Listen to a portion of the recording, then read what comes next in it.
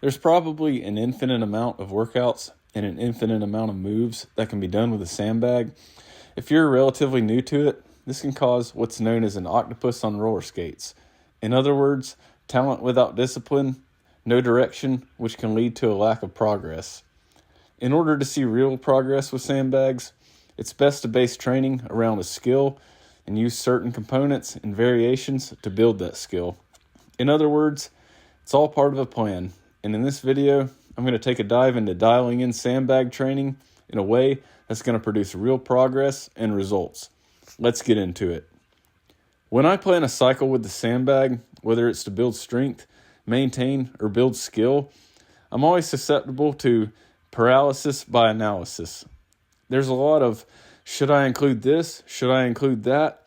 Sometimes I feel like if I don't include a certain exercise, I'll be missing out on the gain and the benefit of it.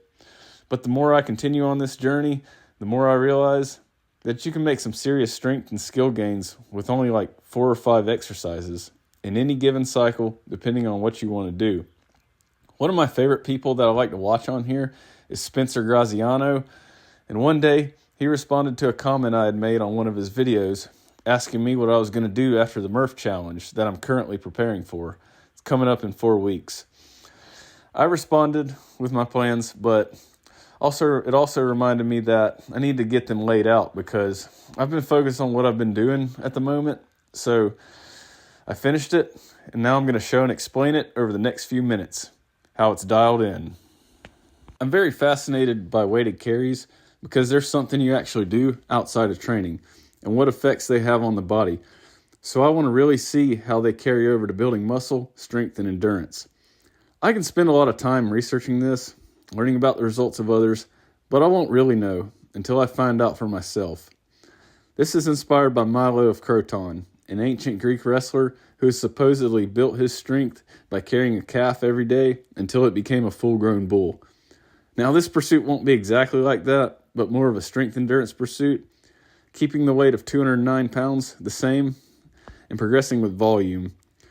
Building the work capacity to carry the sandbag longer and farther on each shoulder and in the bear hug position. I'm also layering in kettlebell carries in the front rack and overhead positions to build each side of the body unilaterally from the shoulder to the core. I will superset the sandbag carries with the kettlebell.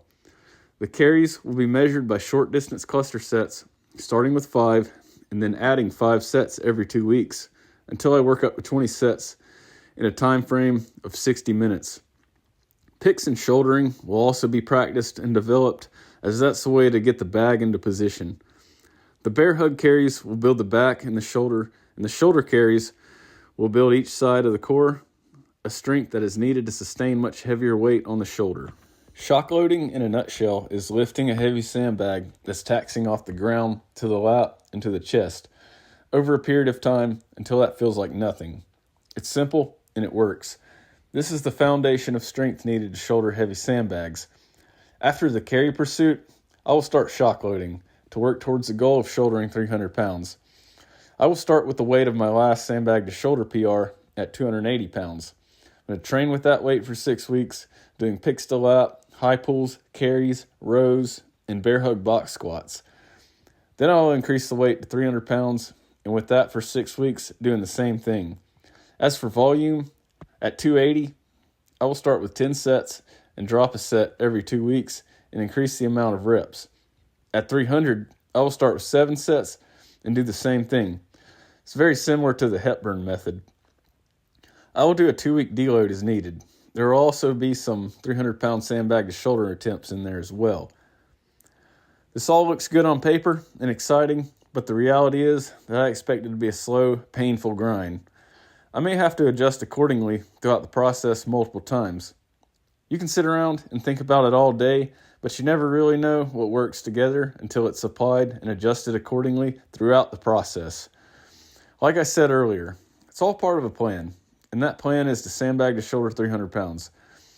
These 2 phases are critical as they develop the strength and skill to make that happen. Above all else, if you want to master a skill, get stronger, and build muscle, you have to have your training dialed in and narrowed down with a purpose behind every movement. If you're in a rut, I hope this helps give you some insight to get back on a path towards a goal. I think this can really be applied to any modality as well. That's all I have for this one. If I missed anything here and you have anything to add, please leave it in the comments. Thanks for being here, and I will see you in the next one.